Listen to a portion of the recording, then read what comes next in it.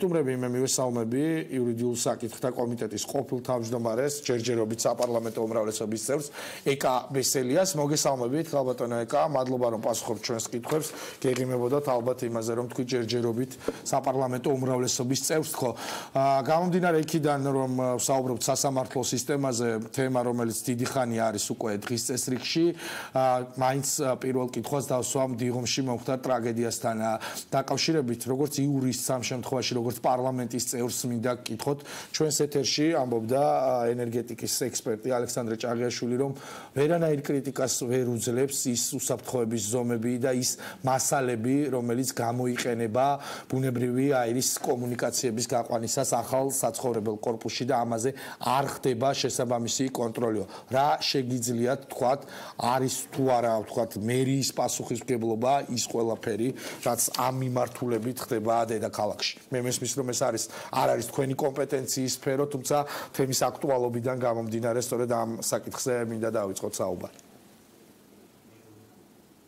მოგესალმები, მადლობა ამ ინტერესისთვის და შესაძლებლობისთვის, მივესალმები მაყურებელს და რასაკვირველია ამ საკითხით მინდა დავიწყო ამ ტრაგედიით, რომელმაც ყველა შეგვძრა და მინდა პირველ რიგში ძალიან დიდი სამძიმარი უთხრა ოჯახებს, ვინც უდიდესი ტკივილი მიიღო და ჩემი თანაგზნობა გამოვხატო, მინდა გამოჯანმრთელება უსურვო იმ ადამიანებს, ვინც ჰოსპიტალიზირებულია და დღეს ახლა გლოვის დღეა და ძალიან მძიმეა ყველასთვის ეს ტრაგედია.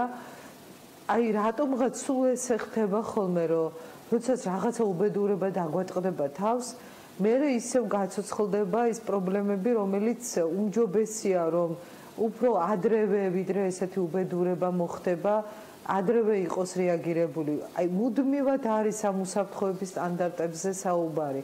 მე მგონია რომ ძალიან მკაცრი, ძალიან მყისიერი გადაწყვეტილებებია მისაღები, რომ აღსრულება, კონტროლი და მონიტორინგი გამკაცრდეს. არ შეიძლება ესეთი მიშვება, ესეთი თვითნებობები, იმიტომ რომ ეხლა იკვეთება გარკვეული პრობლემები, ხო ალბათ ჯერ კიდევ ექსპერტები მუშაობენ და საბოლოოდ დადგინდება ყველაფრის მიზეზი, მაგრამ მე მგონია რომ რაც არის სუსტი რგოლი, რასაც არაერთხელ წავწყდომი ვართ და არაერთხელ იჩინა თავი, ეს არის ზედამხედველობა და კონტროლი. როგორ მიმდინარეობს მშენებლობა, როგორ ხდება ჩაბარება, შეიძლება თუ არა გვინმე შესახდეს, ვინ არის პასუხისმგებელი, რაღაცა ცოტა მეტი კონტროლი და წესრიგი არის საჭირო.